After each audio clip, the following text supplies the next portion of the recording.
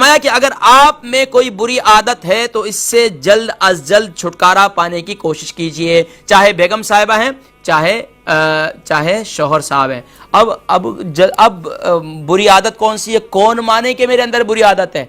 न बेगम साहिबा मानने के लिए तैयार है कि मेरे अंदर ये बुरी आदत है। अब मनवाए कौन? या तो फिर शौहर साहब ये मानने के लिए तैयार नहीं कि मेरे अंदर ये बुरी आदत है।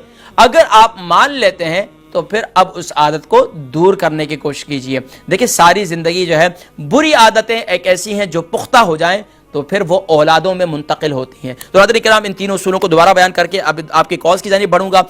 नंबर 14, उसूल नंबर 14, जिंदगी की मुश्किलात का मुकाबला करने के लिए हमेशा एक दूसरे के हौसले को बुलंद रखिए।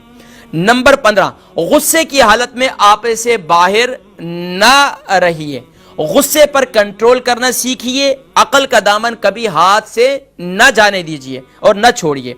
नंबर 16, अगर आप में कोई बुरी आदत है तो जल्द अज जल्द जो है इससे छुटकारा पाने की कोशिश कीजिए। तो नाज़रीन किराम, अल्हम्दुलिल्लाह 16 उसूल मैंने बयान किए हैं। अगर आपने हर सैटरडे का हमारा प्रोग्राम देखा है तो आपको ये 16 उसूल याद होंगे। नाज़रीन किराम, मैं गारंटी देता हूँ कि अगर कोई शख्स अपनी जिंदगी को पुरसुकून बनाना चाहता है, अपनी जिंदगियों में शादमानी और खुशियां हासिल करना चाहता है, अपनी लाइफ को अज़दवाजी जिंदगी को कामयाब जिंदगी बनाना चाहते हैं दोनों मियाँ बीवी, तो ये 60 से ऊपर उसूल हैं।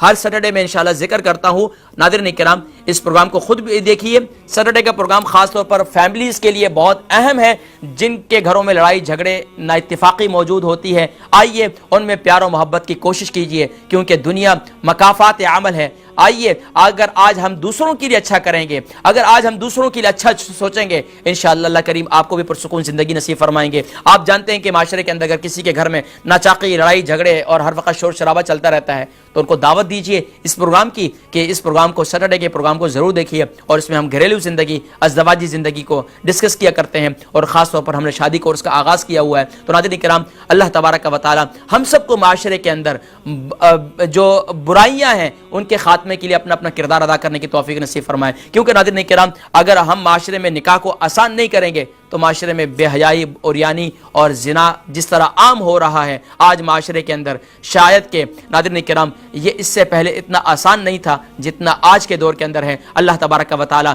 सबको हया और पाकीज़गी नसीब फरमाए। और ख़ास तौर पर जिनकी बच्चियाँ जवान हो चुकी हैं, अल्लाह करीम उन्हें अच्छे नेक साले रिश्ते नसीब फरमाए, और जिनके बच्चे जवान हो चुके हैं उन्हें भी अल्लाह तबारक व तआला नेक रिश्ते नसीब फरमाए। और हम सबको माशरे के अंदर एक दूसरे के हुकूक का ख्याल रखने की तौफीक नसीब फरमाए। और जो जोड़े शादी के बंधन में बन चुके हैं, अल्लाह उनमें प्यार और मोहब्बत, इत्तेहाद, इत्तिफाक नसीब फरमाए।